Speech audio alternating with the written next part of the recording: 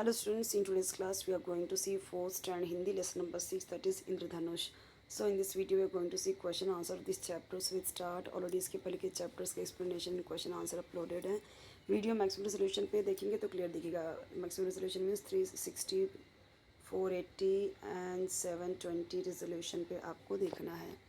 ठीक है, 144 एंड 240 पे हम देखेंगे अगर आप तो ब्लर दिखाई देगा. ठीक है, तो अब यहाँ पे देखो क्वेश्चन आंसर. अभी ये तो मैंने आपको बताया था, एक कविता मैंने आपको बताया था. बारिश आई छम छम छम, छाता लेकर निकले हम, पैर फिसल गया गिर गए हम, ऊपर छाता नीचे हम. यह कविता आप सुना सकते हो, और कोई बारिश पे है तो वो भी बता सकते हो. ये इजी है, 4 लाइन की है तो आप सुना सकते हो. ये मैंने आपको ना जब इसका एक्सप्लेनेशन किया था तभी इस वीडियो में बताया था. अब इसमें ये जो क्वेश्चन है हम पहले ये देखेंगे, फिर ये भी मैंने आपको बता दिया था कि इसमें कुछ भी नहीं करना है, सिर्फ आपको जो टीचर बोलेंगे इंस्ट्रक्शन करेंगे, खड़े हो जाओ बैठ जाओ, जो बोलेंगे वो करना है. उसके बाद ये क्वेश्चन है उचित रंग बताना है, यानी पहले कौन सा कलर आएगा, फिर कौन सा कलर आएगा, फिर कौन सा कलर, वो भी बताया था मैंने आपको एक्सप्लेनेशन वाले वीडियो में. और फिर इसी में से किसी 2 कलर पे आपको सेंटेंस बनाने हैं, 2 वो बताना है. ठीक है, उसके बाद ये जो दिया गया है ये वाला, ये इसमें क्या करना है, स्वर व्यंजन को अलग अलग लिखना है. अब जैसे स्वर क्या है, ई से स्टार्ट हुआ तो स्वर, अ से स्टार्ट हुआ तो स्वर, उ से स्टार्ट हुआ तो स्वर, औ से स्टार्ट हुआ तो स्वर, आ से स्टार्ट हुआ तो स्वर. तो ये जो हैं ये सब कहाँ लिखोगे, इसमें लिखोगे. कितने हैं, 1 2 3 4 5. लाइन कितनी है, 1 2 3 4 5. इन 5 को यहाँ लिखेंगे. अब कितने बच गए, गगन, पवन, मदन, रजत, कमल. ये व्यंजन है. ठीक है, तो ये कहाँ लिखोगे, ये भी 5 है ना, 1 2 3 4 5. ये कहाँ लिखोगे, इसमें लिखोगे. बस यही करना है और कुछ नहीं करना है. ये इस टोकरी में लिखना है और स्वर वाले इस टोकरी में लिखना है. अब एक क्वेश्चन है, होली रंगों का त्यौहार है. भारत में इस पर्व यानी त्यौहार, फेस्टिवल, और त्यौहार का मतलब फेस्टिवल, छोटे बड़े सभी आनंद के साथ यानी एंजॉय करते हैं और मनाते हैं उसे. लोग एक दूसरे को रंग लगाते हैं. शाम को इकट्ठे होकर होली के गीत यानी फगुआ गाते हैं. होली में हमें प्राकृतिक रंगों का उपयोग करना चाहिए, प्राकृतिक यानी नेचुरल कलर का उपयोग करना चाहिए. होली का त्यौहार हमारी समानता यानी इक्वालिटी, समानता एक दूसरे में, और एकता यानी यूनिटी, संस्कृति को दर्शाता है, संस्कृति यानी कल्चर को दिखाता है. अब देखो यहाँ पे रंगों का त्यौहार कौन सा है, तो रंगों का त्यौहार अब ये लिखो, यहाँ से देके यहाँ तक फर्स्ट का. ये देखो क्या करोगे आप, यहाँ पे फर्स्ट का यहाँ पे आंसर हो गया ये वाला पूरा. और फिर होली का त्यौहार हमारी किस संस्कृति को दर्शाता है, होली का त्यौहार हमारी समानता और एकता की संस्कृति को दर्शाता है. तो ये आंसर हो गया दूसरे का, यानी पहले का आंसर ये है, दूसरे का आंसर ये है. ओके, तो ये हो गया. बस अब जो क्वेश्चन का आंसर लिखना है वो मैं आपको बताती हूँ. ठीक है, अब देखिए फर्स्ट क्वेश्चन है, इंद्रधनुष में किन 2 रंगों के बीच पीला रंग है.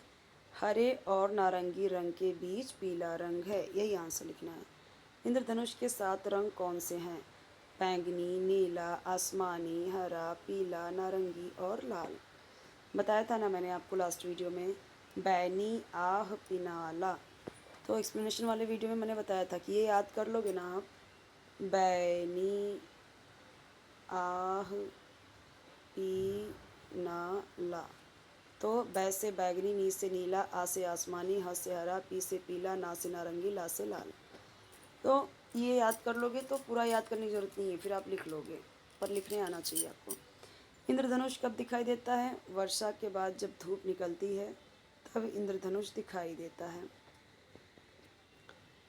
इंद्रधनुष प्रतिदिन दिखाई देगा तो क्या होगा, यदि इंद्रधनुष प्रतिदिन दिखाई देगा तो उसकी विशेषता और आकर्षण कम हो जाएगा. देखो इसका आंसर ना आप अलग भी लिख सकते हो, ऐसा नहीं होता, या फिर जो टीचर लिखवाएं वही आप लिखना. अभी जैसे कोई कोई ये भी आंसर लिख सकता है कि अगर यदि प्रतिदिन इंद्रधनुष दिखाई देगा तो आसमान बहुत सुंदर लगेगा, ये अपना आंसर हो सकता है, लेकिन ये भी तो सही है कि उसकी विशेषता और आकर्षण कम हो जाएगा। जैसे सूरज रोज़ निकलता है, चांद रोज़ निकलता है, आसमान रोज़ दिखाई देता है, तो हम उतना उसका वो नहीं करते। पर इंद्रधनुष कभी कभी दिखाई देता है, तो हम बार बार देखते हैं उसे, सबको बुला बुला के देखते हैं। तो अगर वो रोज़ निकलने लगेगा इंद्रधनुष, तो उसकी विशेषता और आकर्षण यानी अट्रैक्शन, विशेषता यानी स्पेशलिटी उसकी कम हो जाएगी ना, है ना। पढ़ो और निर्देशों का पालन करो। एक कहने पर लड़के खड़े हो जाएं। जैसे एक बोला बोला एक, तो इस साइड लड़का एक साइड लड़की, एक बोला तो लड़के खड़े हो गए, ठीक है।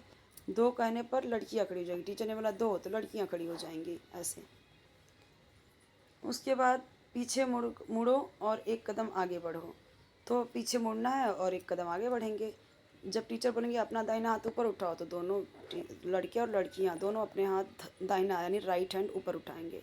उसके बाद एक क्वेश्चन था ना अपना कि इंद्रधनुष के रंगों का उचित क्रम लगाओ। उचित क्रम यानी ऑर्डर में लगाओ, सीक्वेंस में। तो मैंने आपको याद कराया, बैनी आह पिनाला वो सीक्वेंस में ही है। बै बैगनी, नी नीला, आ आसमानी, ह हरा, पी पीला, ना नारंगी, ला लाल। अब इतना याद करने जाओगे तो शायद ना याद हो, लेकिन वो याद कर लोगे ना, बैनी आ पिनाला, या हाँ, तो वो उससे क्या होगा कि आपको फटाक से लर्न हो जाएगा। ठीक है कि उसमें 7 कलर होते हैं और पहले कौन कौन सा आएगा वो भी आप याद कर लोगे। उसके बाद बोला गया था कि उस पर एक एक वाक्य भी बनाओ किसी 2 कलर पे।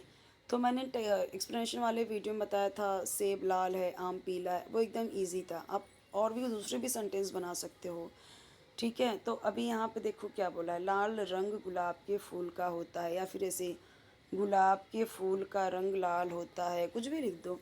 हरा रंग पेड़ों और पत्तों का होता है, यानी हरा रंग पेड़ों और पत्तों का होता है, ठीक है, ऐसे लिख दिया। तो हमने क्या देखा यहाँ पे कि हमारा ये भी आंसर हो गया। उसके बाद अभी हमने ये भी देख लिया, फिर ये भी देख लिया, वाक्य भी बना लिया। अब ये जो पेज है, ये जो पेज है मैंने आपको बता दिया इसमें क्या लिखना है, इसमें क्या लिखना है, बराबर। तो जैसे इसमें मैंने आपको बता दिया क्या क्या लिखना है, 5 इसमें लिखेंगे, 5 उसमें लिखेंगे। इसमें भी मैंने आपको बता दिया कि फर्स्ट का आंसर पहले ही लाइन है और दूसरे का आंसर ये लास्ट वाली लाइन है। बस यही लिखना है आपको आंसर में, हो गया ख़त्म। उसके बाद ये जो है पुनरावर्तन, ये हम देखेंगे नेक्स्ट वीडियो में, ठीक है। तो इसका एक्सप्लेनेशन तो नहीं है, इसमें क्वेश्चन आंसर ही है सब, ये सब हम देखेंगे नेक्स्ट वीडियो में। चैनल ज़रूर सब्सक्राइब कर लेना आप, वीडियो लाइक कर लेना और अपने फ्रेंड्स के साथ भी शेयर कर देना ताकि उन्हें भी हेल्प मिले। देखो अभी ये जो मैं आपको क्वेश्चन आंसर प्रोवाइड कर रही हूँ ना, ये सब मैं आपको टेक्स्ट बुक के आधार पे बता रही हूँ।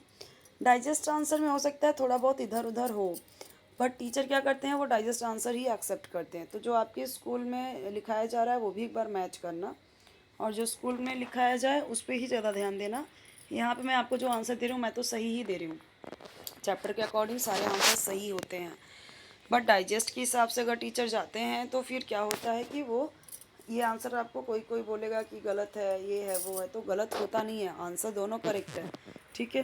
तो आंसर करेक्ट होता है, बट टीचर्स डाइजेस्ट को फॉलो करेंगे, उसके अकॉर्डिंग चलेंगे, तो फिर आपको वही लिखना पड़ेगा, ओके। अगर लेकिन लैंग्वेज है, लैंग्वेज हिंदी इंग्लिश मराठी तीनों ही लैंग्वेज के आंसर जो होते हैं हम अपने अकॉर्डिंग चैप्टर के अकॉर्डिंग आंसर्स लिख सकते हैं, उसमें कोई प्रॉब्लम नहीं होता है, मार्क्स मिल जाते हैं।